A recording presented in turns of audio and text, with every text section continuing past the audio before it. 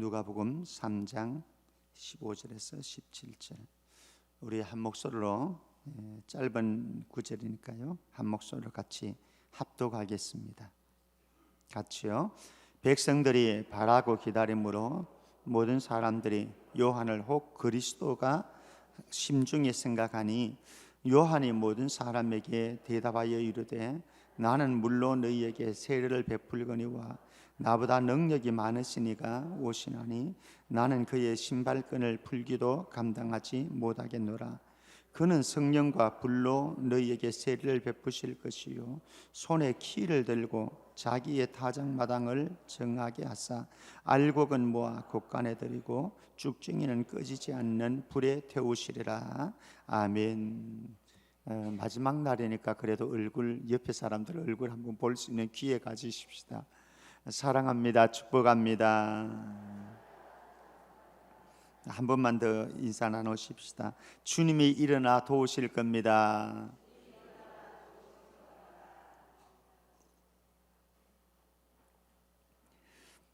제가 대구에서 부목사로 섬길 때의 일이었습니다.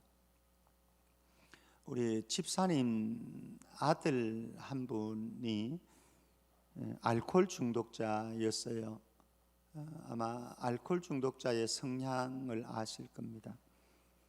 어느 날 신방을 갔는데 저한테 돈을 좀 달라는 거예요. 그래서 신방 예배를 마치고 수중에서 돈을 얼마 줬는지는 모르겠습니다. 하여튼 주었어요. 주었는데 그리고 당부를 했죠. 뻔하니까요. 그래서 절대로 이거 가지고 다시 술 먹지 마라. 술 사서 먹지 말고 꼭 필요한 데 쓰라 라고 하면서 이제 제가 돈을 건네주었습니다. 근데 이제 지켜보았죠. 나가서 이제 예배를 마치고 밖으로 나가서 지켜보았는데 웬걸 바로 나오더니 마트로 가서 소주를 사더라고요. 그 사람을 움직이는 것은 술이었습니다. 알코올이었습니다.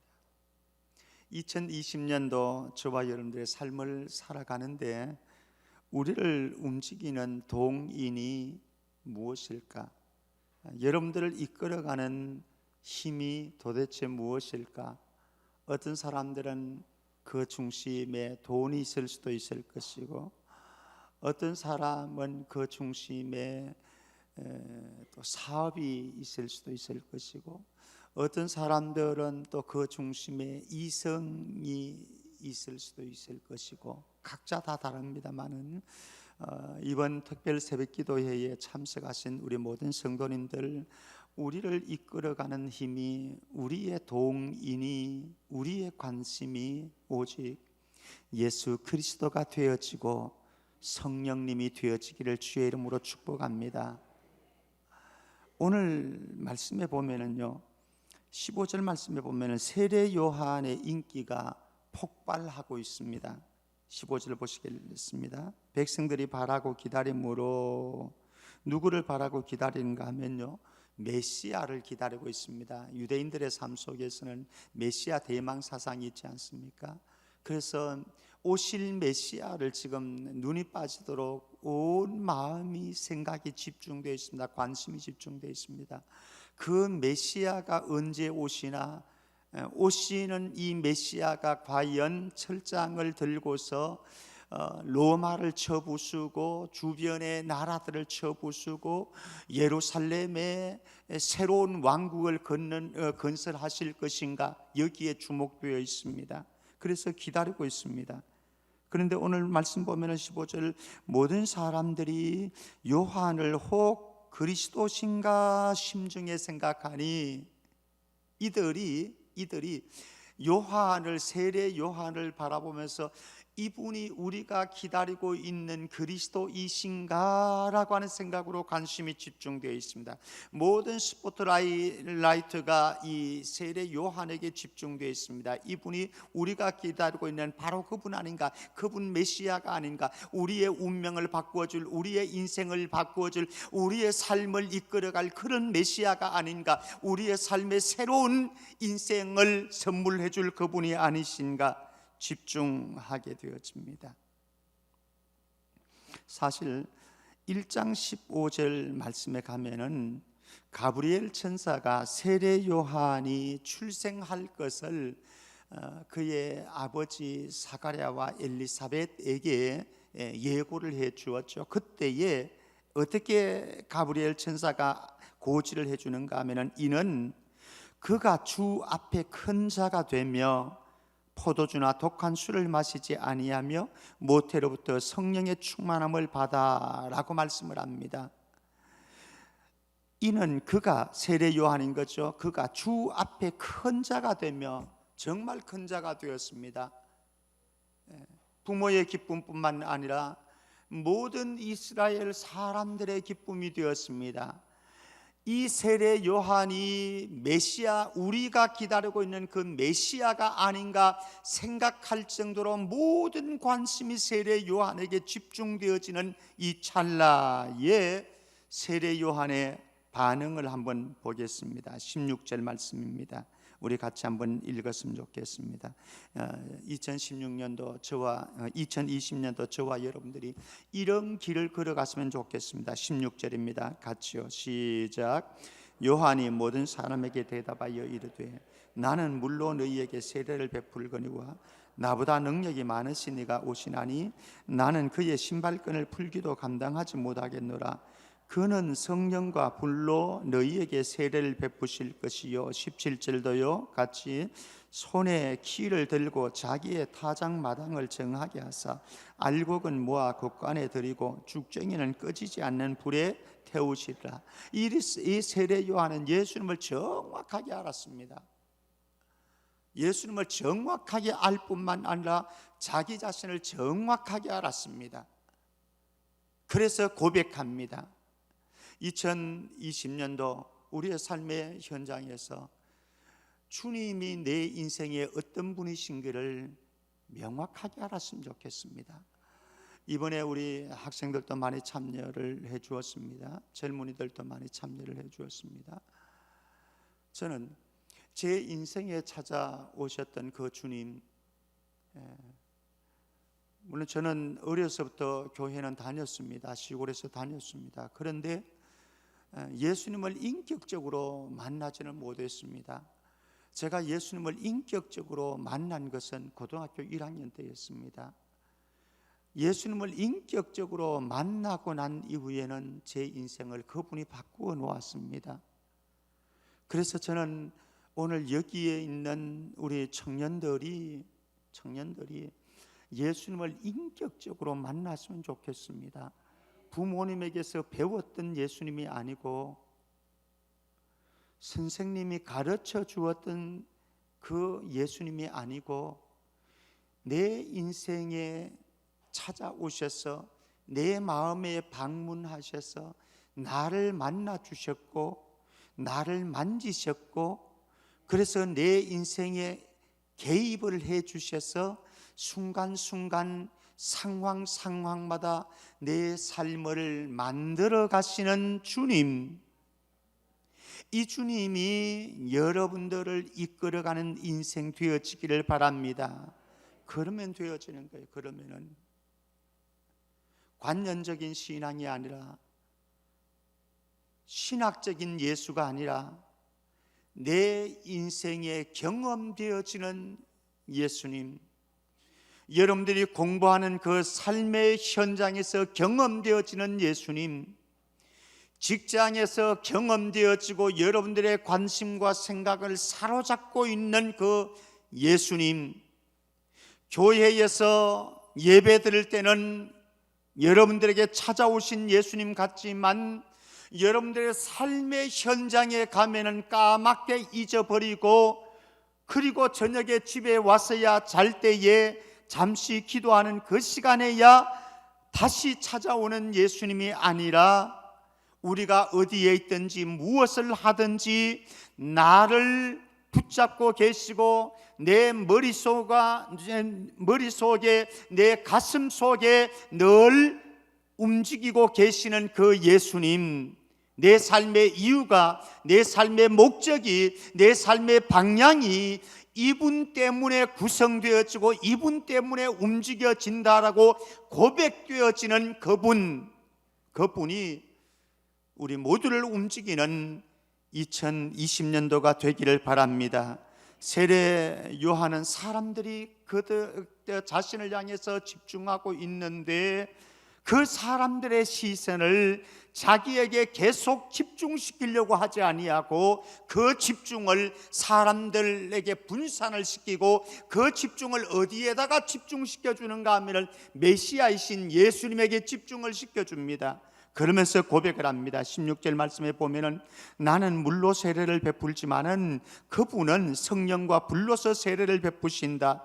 여기 성령이라고 하는 것은 성령 세례를 가리켜서 말씀하겠죠. 불이라고 하는 것은 불심판을 가리켜서 종말론적인 심판을 가리켜서 말씀하겠죠. 우리의 인생의 순간순간의 심판도 되겠습니다만은 종말론적으로 우리에게 다가오실 심판, 성령 세례를 베푸실 뿐만 아니라 우리의 삶의 종국적인 심판을 하실 그분은 내가 아니고 바로 이 예수 그리스도이시다. 그는 고백하고 있습니다. 계속해서 그는 고백합니다. 나보다 능력이 많으신 이가 오신다. 세례 요한은 아무것도 아닙니다. 세례 요한이 베풀었던 능력과 예수님이 베풀었던 능력들은 이거는 비교할 수가 없습니다. 세례 요한은 요 정도라고 한다면 예수님은 어떻게 표현해야 될까요? 예수님에게 오는 모든 사람들에게 구체적으로 도우셨고 그들에게 일어나셨고 그들의 삶을 일으켜 주셨고 그들의 삶의 구원자가 되셨고 그들의 삶의 모든 장애물들을 없애 주셨던 바로 그분, 능력 많으신 그분이 2020년도에도 우리의 삶 속에 구체적으로 작동하는 은혜가 있기를 바랍니다. 나 혼자 할 수 없는 일을 그분이 일어나서 도우셔서 구원하는 은혜가 있기를 바랍니다. 계속해서 그는 말합니다.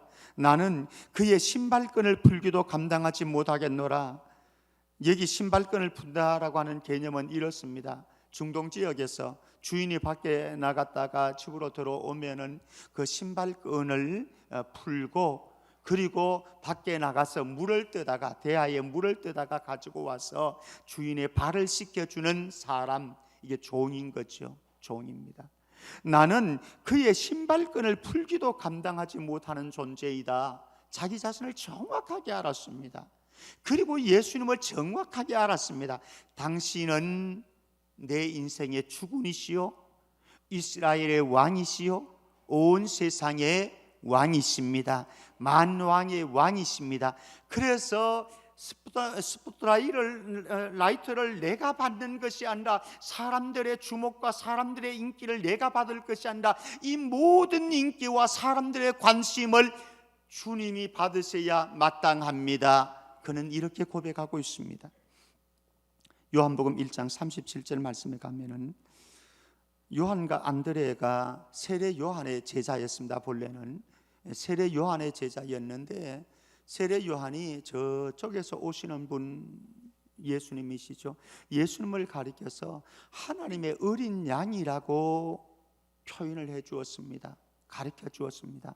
그러니까 이 요한과 안드레가 예수님의 이 세례 요한의 제자였는데 요한을 따르는 것이 아니라 이제는 길을 떠나버렸습니다. 그리고 예수님을 따르기 시작합니다. 이제는 세례 요한 나의 제자가 아니라 예수님의 제자가 되겠다는 거죠. 그러면 우리 같으면 어떻게 되겠습니까? 시기심이 일어나겠죠. 질투심이 일어나겠죠. 내 제자가 아니라 나를 따르고 나를 추종하던 자가 이제는 예수 따르겠다고 예수를 추종하겠다고 다른 사람의 제자가 되겠다고 떠나니까 우리 안에는 이런 시기심과 질투심이 일어날 수가 있습니다. 그러나 세례 요한에게는 아무렇지 않았습니다. 가라. 진짜 우리가 기다리는 분은 내가 아니고, 우리가 추종해야 될 분은 내가 아니고 바로 이분이니까 가라. 세례 요한은 보내줍니다, 이들을. 요한복음 3장 30절 말씀에 보면은 세례 요한은 이렇게 말씀을 합니다.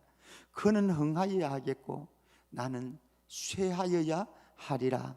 사랑하는 성도 여러분, 저와 여러분들은 2020년도 쇠해지십시다. 우리는 미약해지고 사라지고 없어지십시다. 녹아져 버리십시다. 우리가 녹아져 버린, 우리가 죽어져 버린, 우리가 썩어져 버린 그 자리에서 싹이 나오는데 흥하는 것은 누구신가? 예수 그리스도입니다. 우리의 주군이시요, 우리의 왕이시요, 우리의 인생에, 우리 민족의 흥망성쇠를 가지고 계신 예수님, 그분이 흥해지는 은혜가 있기를 바랍니다. 그분이 우리를 흥하게 하면 되는 것이고, 그분이 쇠하게 하면은 우리가 아무리 몸부림쳐 봐야 쇠하는 인생밖에 되지 않습니다. 내 인생을 흥하게 하려고 우리는 몸부림을 치겠지만은 새벽부터 저녁 늦은 시간까지 몸부림을 치면서 일하고 공부하겠지만 내 인생의 흥함과 쇠함에, 내 인생의 축복과 저주의 키를 잡고 계신 분이 정말로 예수 그리스도가 맞다고 한다면, 내가 내 인생을 일으키는 것보다 그분이 일어나서 내 인생을 일으키도록 하는 것, 이게 중요하지 않겠습니까? 그러면 나는 쇠해지고 예수 그리스도가 흥하게 만드는 삶을 살면은 그분이 저와 여러분들을 도우셔서 일으켜 주실 줄 믿습니다.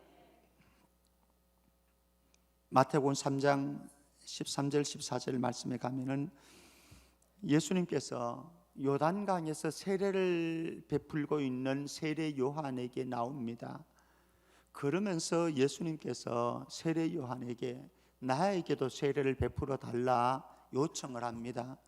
그러니까 세례 요한이 깜짝 놀라면서 예수님에게 반응을 하지요.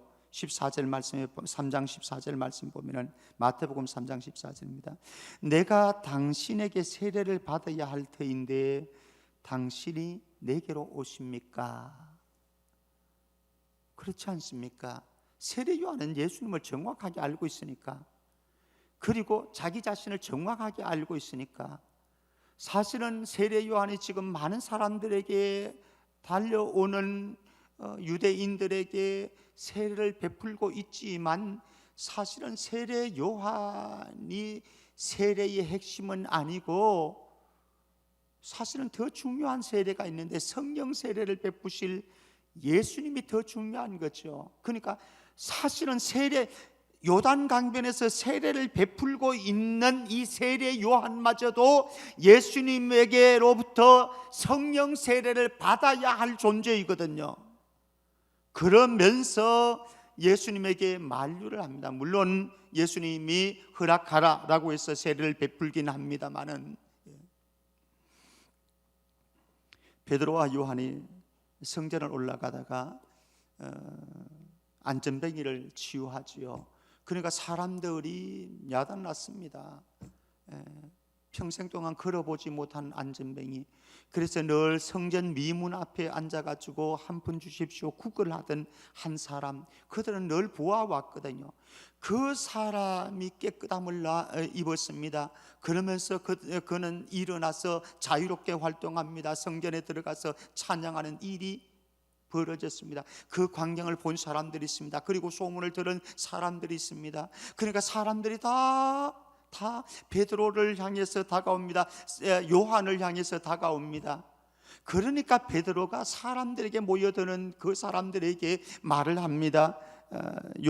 사도행전 3장 12절 말씀 보면, 이스라엘 사람들아, 이 일을 왜 놀랍게 여기느냐? 우리 개인의 권능과 경건으로 이 사람을 걷게 한 것처럼 왜 우리를 주목하느냐? 왜 우리를 주목하느냐?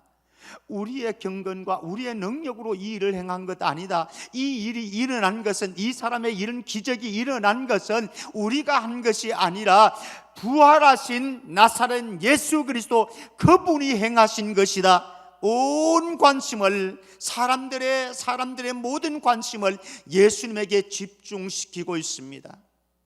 2020년도 우리는 나에게 모든 관심과 생각과 그리고 우리의 만족을, 우리의 기쁨을 집중시킬 수도 있을 것입니다. 내가 그 중심에 딱 서 있을 수도 있을 것입니다. 내 기쁨이요, 내 만족이요, 내 생각이요, 내 관심이요. 그래서 내 생각과 내 기쁨과 내 만족이 깨어지면 다 싫은 거예요. 이럴 수도 있습니다. 이런 삶을 살아갈 수도 있습니다. 또 어쩌면은 이 중심에다가, 내 인생의 중심에다가 어떤 사람을 둘 수도 있습니다. 그래서 그 사람이 기뻐하는 것, 그 사람이 만족해하는 것, 그 사람을 즐겁게 하는 것, 그 사람이 원하는 것을 향해서 우리의 인생을 집중시키면서 살아갈 수도 있습니다. 그러나 우리의 중심에 내 자신이 아니고, 우리의 중심에 그 어떤 사람이 아니고 예수 그리스도께서 우리의 생각과 우리의 마음과 우리의 관심과 우리의 모든 삶의 초점에 예수님이 와 계시는 은혜가 있기를 바랍니다. 그래서 모든 관심이 그분에게 집중되었습니다.